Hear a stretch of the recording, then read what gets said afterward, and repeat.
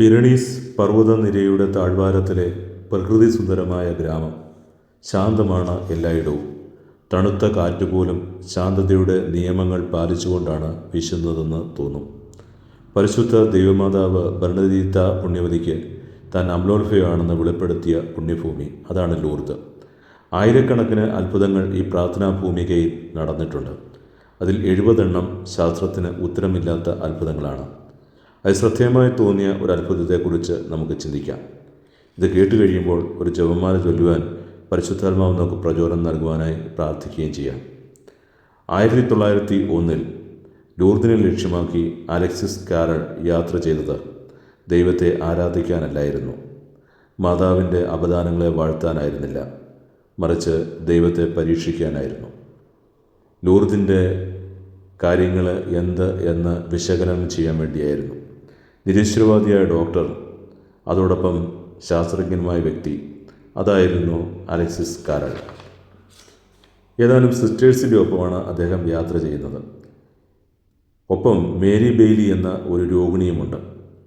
Medical science ഏതാനും ദിവസങ്ങൾ മാത്രം ജീവിച്ചിരിക്കുമെന്ന് വെളിപ്പെടുത്തിയിട്ടുള്ള ഒരു രോഗിണി.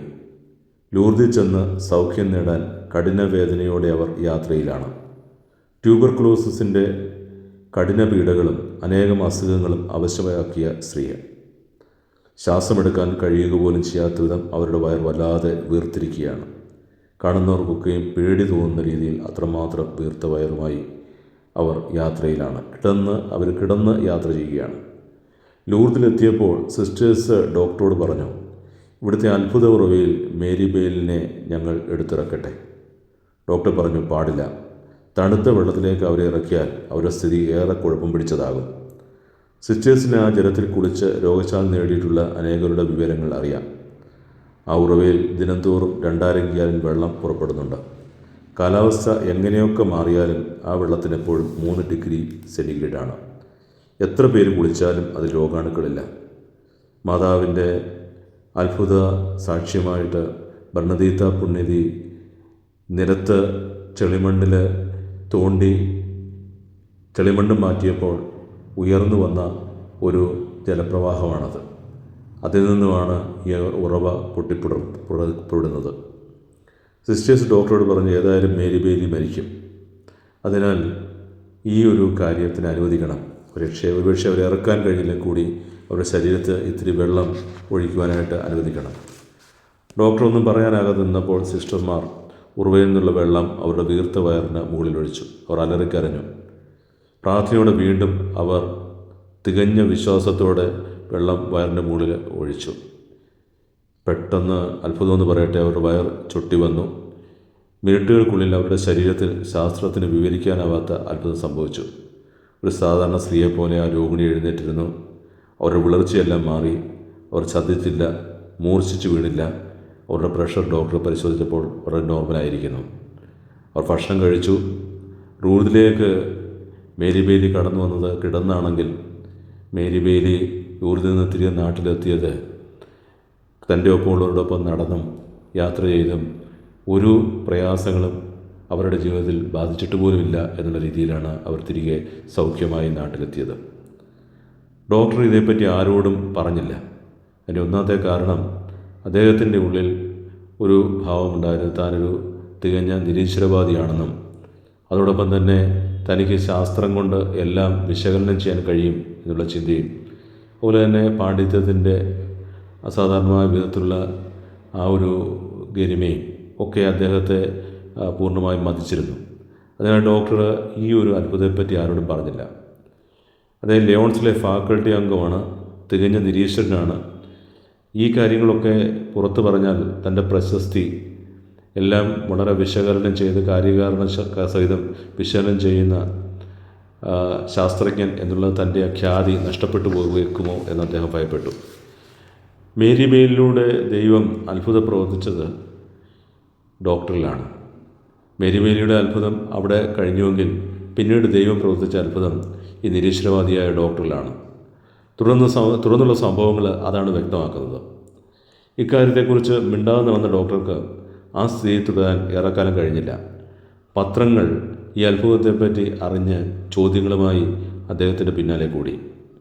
ഒടുവിൽ അദ്ദേഹത്തിന് കാര്യങ്ങളെല്ലാം വള്ളിപുള്ളി തെറ്റാതെ പറയേണ്ടി വന്നു.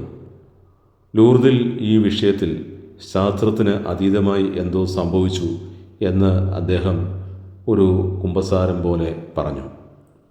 1901-ലും 1910-ലും ഇതുപോലെ 2 അത്ഭുതങ്ങൾ കൂടി അദ്ദേഹം സാക്ഷിയായി. അദ്ദേഹത്തിന് ആ സമയത്ത് ഇങ്ങനെ പറഞ്ഞു എന്നുള്ളൊരു കാരണത്താൽ, അതായത് ലൂർദിൽ ശാസ്ത്രത്തിന് അതീതമായി എന്തോ സംഭവിച്ചു എന്ന് പറഞ്ഞു എന്നുള്ള ഒറ്റ കാരണം കൊണ്ട് അദ്ദേഹത്തിന് ജോലി നഷ്ടപ്പെട്ടു. പക്ഷെ അമേരിക്കയിൽ കുറേ കൂടി നല്ല നിലയുള്ള ഒരു ജോലി അദ്ദേഹത്തിന് തരപ്പെട്ടു. അതിനൊക്കെ പുറമെ കാലം കുറേ പിന്നിട്ടപ്പോൾ 1912-ൽ അദ്ദേഹത്തിന് നോബൽ സമ്മാനം ലഭിച്ചു.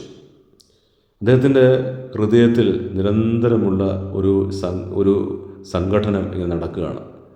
ശാസ്ത്രത്തിൻ്റെ ഇത്രയും കാലം പഠിച്ചു വെച്ചിട്ടുള്ളതും ധാരണകളിലുള്ളതുമായ എല്ലാ കാര്യങ്ങളെയും കടപുഴക്കുന്ന രീതിയിൽ വിശ്വാസത്തിൻ്റെ ചൈതന്യത്താൽ, പാവപ്പെട്ട കുറേ സന്യാസിനിമാരുടെ വിശ്വാസത്തിൻ്റെ ചൈതന്യത്താൽ പച്ചവെള്ളം കൊണ്ട്, ലൂർദിലെ പച്ചവെള്ളം കൊണ്ട് ഒരാളിന് ഇത് നാളുകൾ എണ്ണി കഴിയുന്ന ഒരു രോഗിക്ക് സൗഖ്യം നൽകിയത് അദ്ദേഹത്തിൻ്റെ ചിന്താമണ്ഡലങ്ങളിൽ ഒന്നും ഉത്തരം കണ്ടെത്താൻ കഴിയാതെ വന്നപ്പോൾ അദ്ദേഹം ദൈവത്തെ വിളിക്കാനായിട്ട് തുടങ്ങി. 1942-ൽ ഹൃദയത്തിൽ ഒടുങ്ങാത്ത അഭിനിവേശമായി അദ്ദേഹം ഒരു ട്രാപ്പിസ്റ്റ് വൈദ്യൻ്റെ അരികിലെത്തി. അദ്ദേഹം പറഞ്ഞു, എനിക്ക് കത്തോലിക്ക വിശ്വാസിയാകണം.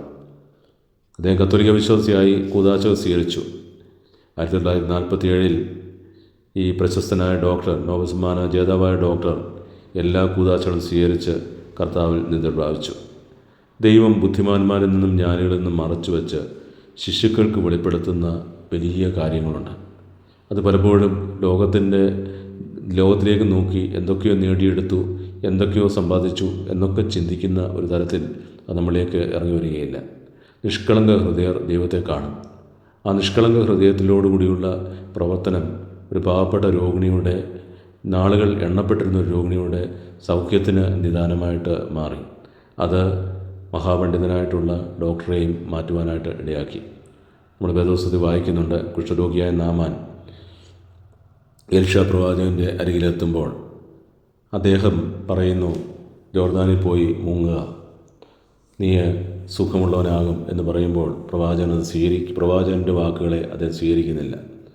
അദ്ദേഹത്തിൻ്റെ മനസ്സിൽ യുക്തിയും ബുദ്ധിയും ഒക്കെ പ്രവർത്തിച്ചിട്ട് അദ്ദേഹം പറയുന്നു, ഈജിപ്തിലെ ഫാർപ്പാർ എന്ന് പറയുന്ന നദി ഈ യോർദാനേക്കാളിലൊക്കെ എത്രയോ നല്ലതാണ്, എനിക്ക് അവിടെ മുങ്ങിയാൽ പോരെ എന്നൊരു ചോദ്യം ചോദിക്കുമ്പോൾ പാവപ്പെട്ട നിഷ്കളങ്കരായ ഇദ്ദേഹത്തിൻ്റെ ആജ്ഞകൾക്ക് മുമ്പിൽ എപ്പോഴും ഓച്ചാനിച്ചു നിന്നിട്ടുള്ള പാവപ്പെട്ട ജോലിക്കാർ അദ്ദേഹത്തോടൊരു വാക്ക് പറയുന്നു, യജമാനനെ, പ്രിയ പിതാവേ, അങ്ങയോട് എലീശാ പ്രവാചകൻ വലിയ കഠിനമായ ഒരു കാര്യമാണ് പറഞ്ഞിരുന്നെങ്കിൽ അങ്ങ് അത് ചെയ്യുമായിരുന്നില്ലേ? ഇതെത്രയോ ലളിതമായ ഒരു കാര്യമാണ്, അങ്ങിത് ചെയ്ത് ഒന്ന് നോക്കുക. ഒടുവിൽ യുക്തിക്ക് അതീതമായിട്ട് ഈ പാവപ്പെട്ട മനുഷ്യരുടെ നിഷ്കളങ്കമായിട്ടുള്ള ദൈവസ്നേഹത്തിൽ അടിയുറച്ച വാക്കുകൾക്ക് മുമ്പിൽ ഈ മനുഷ്യൻ വെള്ളത്തിൽ മുങ്ങുകയും കുഞ്ഞിൻ്റേതുപോലെയുള്ള ശരീരം അദ്ദേഹത്തിന് കിട്ടുകയും സൗഖ്യം പ്രാപിക്കുകയും ചെയ്തു എന്ന വേദപുസ്തകം നമ്മളോട് പറയുന്നുണ്ട്. നമുക്ക് ദൈവത്തിൻ്റെ രസനിൽ ഓർത്തിരിക്കാൻ, വിജ്ഞാനം ലജ്ജിപ്പിക്കാൻ ദൈവം ലോകദൃഷ്ടി അഭോഷന്മാരായവരെ ഉപയോഗിക്കും. അപ്പോൾ നമുക്ക് വമ്പ് പറയാനോ കൊമ്പുയർത്താനായിട്ടോ ഒന്നുമില്ല. ഡോക്ടർ ഒരിക്കൽ ലൂർദിലെ ഒരു കരിങ്കല്ലിൽ ഇരുന്നു കൊണ്ട് എഴുതി, അമ്മേ, അങ്ങ് എൻ്റെ സ്വപ്നങ്ങൾക്ക് തൊടാൻ പ്രാപ്യമല്ലാത്ത താരകമാണ്. താഴേക്കൊന്ന് വരിക, എന്നെ ഒന്ന് തൊടുക, ഞാനും വിശ്വാസിയാകട്ടെ. ഈ പ്രാർത്ഥന ശാസ്ത്രത്തിന് മുകളിൽ ഉയർന്നു നിൽക്കുന്ന ദൈവചൈതന്യത്തിൻ്റെ അസാധാരണമായ വിധത്തിലുള്ള ശക്തിപ്രാഭവം ഒരു മനുഷ്യൻ്റെ ആത്മാവിലേക്ക് ഇറങ്ങി വന്ന പ്രാർത്ഥനയാണ്. അമ്മേ, അങ്ങ് എൻ്റെ സ്വപ്നങ്ങൾക്ക് തൊടാൻ പ്രാപ്യമല്ലാത്ത താരകമാണ്. താഴേക്കൊന്ന് വരിക, എന്നെ ഒന്ന് തൊടുക. ലൂർദ് മാതാവിൻ്റെ മാധ്യസ്ഥം നമുക്ക് യാചിക്കാം. നമ്മുടെ ജീവിതയാത്രകളുടെ വേദനയുടെ അവസരങ്ങളിൽ, ഭാരങ്ങളുടെ അവസരങ്ങളിൽ കരുണാമയിയായ ഈ അമ്മ നമ്മുടെ കണ്ണുനീർ നിറഞ്ഞ പ്രാർത്ഥനകൾക്ക് ഉത്തരം നൽകുവാൻ തിരുക്കുമാരൻ്റെ രസനിൽ മുട്ടിപ്പായി പ്രാർത്ഥിക്കട്ടെ. ദൈവം നമ്മോട് കരുണയാകട്ടെ. പരിശുദ്ധ മാതാവിൻ്റെ മാധ്യസ്ഥം നമുക്ക് കോട്ടയായിരിക്കട്ടെ.